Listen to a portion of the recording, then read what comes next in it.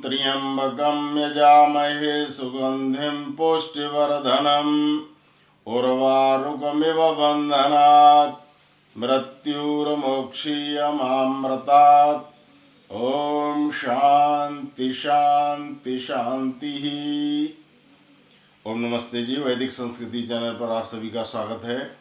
पिछले दिनों हम आर्य समाज के नियमों पर विचार कर रहे थे, तो इसमें इस क्रम में 5वां नियम था, सब काम धर्मानुसार अर्थात सत्य और असत्य को विचार करके करने चाहिए। इस नियम के अंतर्गत हमने धर्म के संबंध में विचार किया था कि धर्म की इतनी अधिक महत्ता है कि धर्म जो है वो नित्य है, धर्म नित्य है, इसलिए हमको धर्म के मार्ग पर ही चलना चाहिए। कर्म तो हम निरंतर करते रहते हैं, कभी वाणी से कर्म करते हैं, कभी मन से करते हैं, कभी शरीर से करते हैं। मन वचन और कर्म जो कहा गया है, मन से, वाणी से, शरीर से कर्म निरंतर होते रहते हैं। लेकिन ये नियम कह रहा है हमको सब काम धर्म के अनुसार अर्थात सत्य और असत्य को विचार करके करने चाहिए। इसके अंतिम भाग पर हम विचार करेंगे।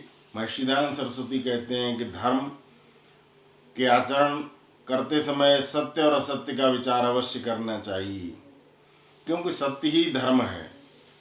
सत्य नहीं सत्यात् परो धर्मानानृतात् पातकं परम, नहीं सत्यात् परम ज्ञानम तस्मात् सत्यम समाचरेत्। सत्य के विषय में शास्त्र में कहा गया है, नहीं सत्यात् परो धर्मा, सत्य से बड़ा कोई धर्म नहीं है। नहीं सत्यात् परो धर्मा नानृतात् पातकं परम, और असत्य से बड़ा कोई पाप नहीं है। नहीं सत्यात् परम ज्ञानम, सत्य से बड़ा कोई ज्ञान भी नहीं है। तस्मात् सत्यम समाचरेत्, इसलिए कहा गया है हमको सत्य के रास्ते पर, सत्य के मार्ग का अनुसरण करना चाहिए, क्योंकि सत्य में वो बल है। यदि आज हमने प्रतिज्ञा कर ली कि हम सत्य के मार्ग पर चलेंगे, तो मान लीजिए आपके जीवन, ये मान करके चलिए कि आपके जीवन से सारी बुराइयां दूर हो जाएंगी। एक सत्य ही आपको स्वच्छ कर देगा। उदाहरण के लिए, एक व्यक्ति में चोरी करने की आदत है और उसने आज प्रतिज्ञा कर ली है कि अब जीवन में वो सत्य आचरण करेगा। महर्षि दयानंद सरस्वती कहते हैं सत्य आचरण का अर्थ होता है सत्यमानी, सत्यवादी, सत्यकारी। जैसा हम मानते हैं वैसा ही बोलें और वैसा ही करें। आजकल होता क्या है कि लोग कुटिल चाल चलते हैं, मन में कुछ होता है, बताते कुछ हैं, करते कुछ हैं। और ऐसा क्यों होता है? क्योंकि एक तरह से लोग नास्तिक हो गए हैं, क्यों परमपिता परमात्मा कण कण में व्याप्त है। उस सत्ता को यदि हम समझ जाएंगे तो कभी झूठ नहीं बोलेंगे। ईश्वर से कोई काम छिप करके हो नहीं सकता। वो आपके मन के अंदर भी, मन का भी प्रेरक है, मन के अंदर भी विराजमान है। आपके मन में क्या चल रहा है उसको पता है। तो इसलिए सत्य का यदि आपने प्रतिज्ञा कर ली है, किसी चोरी करने वाले व्यक्ति ने सत्य की प्रतिज्ञा कर ली है, तो मान लीजिए उसकी चोरी की आदत तुरंत छूट जाएगी। क्योंकि वो चोरी करेगा तो उससे पहले डरेगा कि ये बात हमने चोरी की है, ये हमें मानना पड़ेगा, मानना पड़ेगा तो हमें बताना भी पड़ेगा, बताना पड़ेगा तो गलत बात। क्योंकि जिस काम के करने में लज्जा, भय और शंका होती है वो छुप करके किए जाते हैं और वो सब गलत कार्य होते हैं। परमात्मा से कुछ छिपा नहीं जा सकता, क्योंकि वो अति सूक्ष्म होने के कारण हमारे आत्म तत्व के भी अंदर भी है और बाहर भी है, हमारे मन के अंदर भी है और बाहर भी है। ईश्वर से कुछ छुप नहीं सकता। इसलिए कहा गया ना, कण कण में रमा प्रभु देख रहा, चाहे पुण्य करो चाहे पाप करो, कोई उसकी नज़र से बच न सका, चाहे पुण्य करो चाहे पाप करो।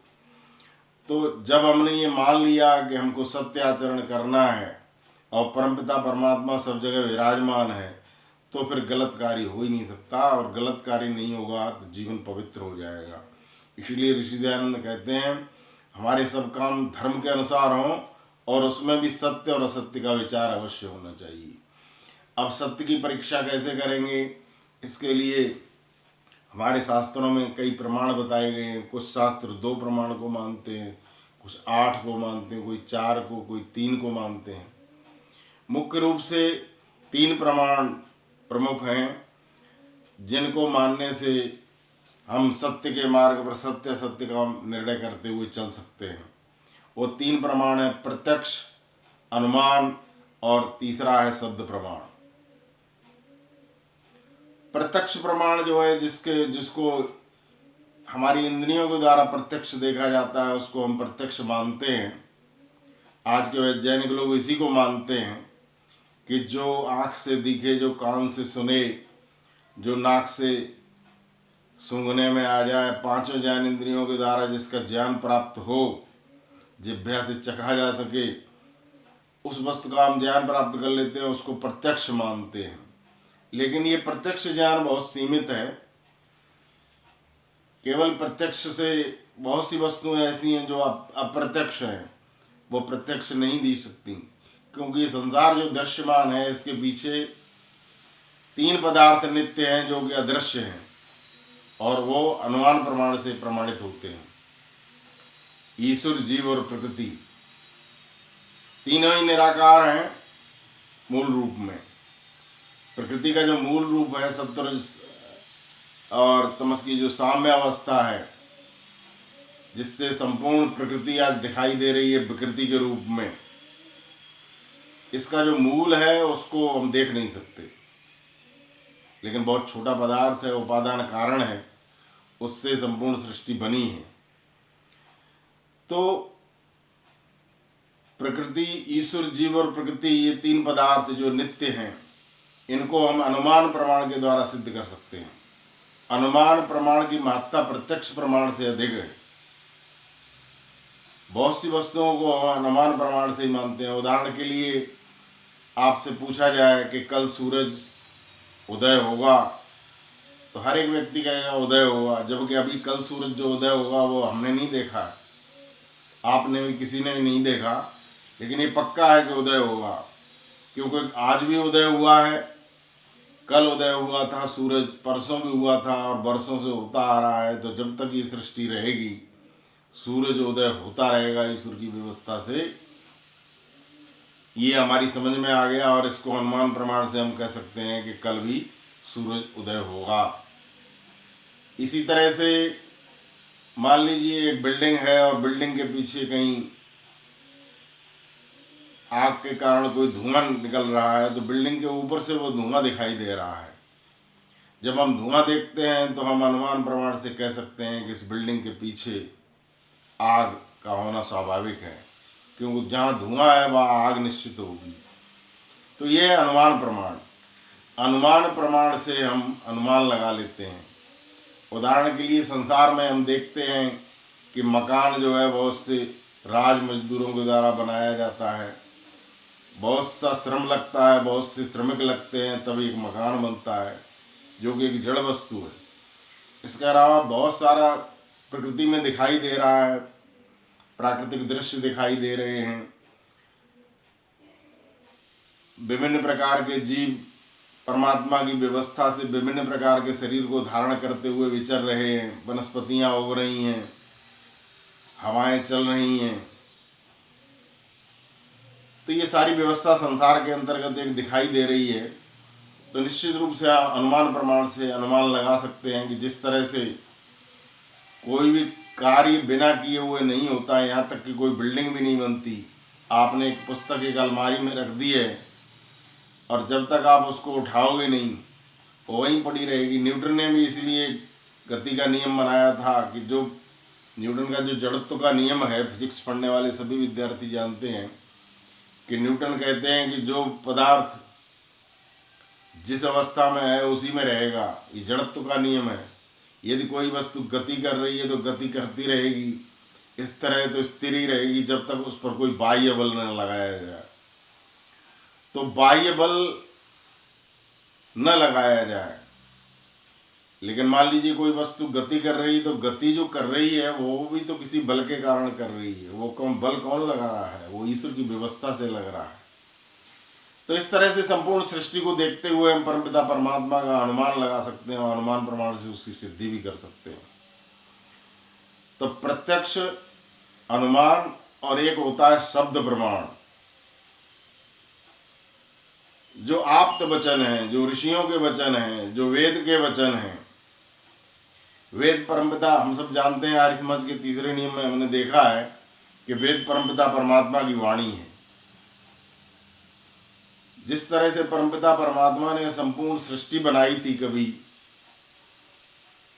हम कहते हैं ना प्राकृतिक रूप, प्राकृतिक दृश्य दिखाई दे रहे हैं, जो कुछ भी है सब प्रकृति में जो कुछ दिखाई दे रहा है, सृष्टि बनी हुई है। तो इस सृष्टि का जो विधान है वो ज्ञान के रूप में भी हमको दिया था और उसका नाम है वेद। तो वेद चूंकि हमारी बनाई हुई पुस्तक नहीं है, किसी ऋषि मुनि की बनाई हुई नहीं है, वेद परमपिता परमात्मा की वाणी होने के कारण वो शब्द प्रमाण है। वेद ही एकमात्र ऐसी पुस्तक है जिसमें आज तक मिलावट नहीं हो पाई। संसार में जितनी भी पुस्तकें बनी हैं, मनुस्मृति है, वाल्मीकि रामायण है, महाभारत है, इन सब ग्रंथों में मिलावट हो गई और मिलावट के कारण आज के लोग महर्षि मनु को गालियां देते हैं, मनुवादी कहते हैं, जबकि महर्षि मनु आदि सृष्टि में ऋषि हुए थे और उन्होंने संविधान भी बनाया था और हमको कैसा आचरण करना चाहिए ये सारी शिक्षाएं मनुस्मृति के अंतर्गत दी थी। चूँकि मनु हम सबके पूर्वज थे, चाहे वो ब्राह्मण हो, क्षत्रिय हो, वैश्य हो, शूद्र हो। प्राचीन समय में वर्ण व्यवस्था हुआ करती थी, वर्तमान जाति व्यवस्था नहीं होती थी। आज हम जाति व्यवस्था को मानते हुए ब्राह्मण, क्षत्रिय, वैश्य, शूद्र का निर्धारण करते हैं, पूरी तरह गलत है। महर्षि मनु ने वर्ण व्यवस्था के विषय में बताया था।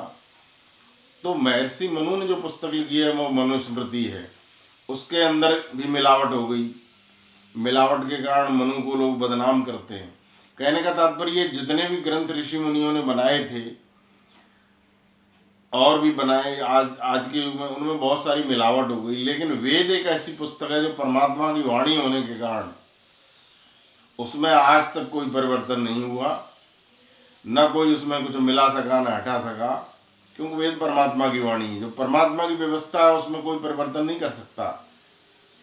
उदाहरण के लिए मनुष्य ने दीपक बनाया और दीपक को के स्थान पर फिर मोमबत्ती बनाई प्रकाश के लिए, उसको भी हटा करके लालटेन, और लालटेन के स्थान पर छोटा सा बल्ब बनाया, ट्यूबलाइट बनाई। ये सब इस मनुष्य की बनाई हुई व्यवस्था है, इसमें परिवर्तन होता है। लेकिन ईश्वर ने प्रारंभिक सृष्टि में हमको सूरज दिया था। वो सूरज आज से 2 अरब वर्ष पूर्व जिस अवस्था में था आज भी वैसा ही है, और आगे जब तक सृष्टि है तब तक ये सूरज, पृथ्वी, चांद, तारे सब इसी अवस्था में रहेंगे जब तक प्रलय नहीं होगी। ठीक इसी तरह से जिस तरह से सूरज की व्यवस्था में हमने कोई आज तक बिगाड़ नहीं कर पाया, इसी तरह से परमात्मा ने वेद बनाए। तो वेद प्रारंभ में ऋषियों के हृदय में प्रकाशित हुए थे, बाद में वो पुस्तक रूप में आए। तो वेद में कोई आज तक मिलावट या हटावट नहीं हो सकी, इसलिए वेद के प्रमाण को शब्द प्रमाण मानते हैं। महर्षि दयानंद सरस्वती कहते हैं कि जो वेदानुकूल ग्रंथ हैं, चाहे वो स्मृति हो, मनुस्मृति हो, याज्ञवल्क्य की स्मृति और अन्य स्मृतियाँ, अथवा दूसरे ग्रंथ रामायण, महाभारत, गीता आदि जो भी ग्रंथ हैं, यदि वेद के अनुकूल हैं तो वो भी मान्य हैं, और जो बातें वेद के प्रतिकूल हैं वो अमान्य हैं। तो वेद जो है वो शब्द प्रमाण के अंतर्गत आता है। वेद की वाणी शब्द प्रमाण है, ऋषियों की वाणी शब्द प्रमाण है। तो इस तरह से 3 प्रमाण, एक तो प्रत्यक्ष प्रमाण, इंद्रियों के द्वारा हम सत्य का निर्णय कर सकते हैं, कुछ सीमा तक, ज़्यादा नहीं कर सकते। दूसरा है अनुमान प्रमाण, और तीसरा है शब्द प्रमाण। शब्द प्रमाण के द्वारा हम अपना कार्य प्रारंभ करते हुए, वेद में जैसा है उसके अनुसार अपना आचरण करते हुए, और जब ईश्वर की व्यवस्था में हम आगे बढ़ेंगे योगाभ्यास के द्वारा, और जब समाधि आदि लगा करके, तो परमपिता परमात्मा की कृपा से कभी हम ईश्वर के विशेष ज्ञान को, जिस तरह से अग्नि, वायु, आदित्य, अंगिरा ने प्राप्त किया था, हम भी उस विज्ञान को प्राप्त कर सकते हैं। और वो जो विज्ञान होगा वो प्रत्यक्ष ज्ञान होगा। तो इस तरह से महर्षि दयानंद सरस्वती कहते हैं कि हमारे सब काम धर्म के अनुसार, अर्थात सत्य और असत्य का निर्णय करते हुए, सत्य और असत्य को विचार करते हुए, सत्य और असत्य को विचार कर करने चाहिए। जो सत्य का मार्ग है वही धर्म है, जो असत्य का मार्ग है वही अधर्म है।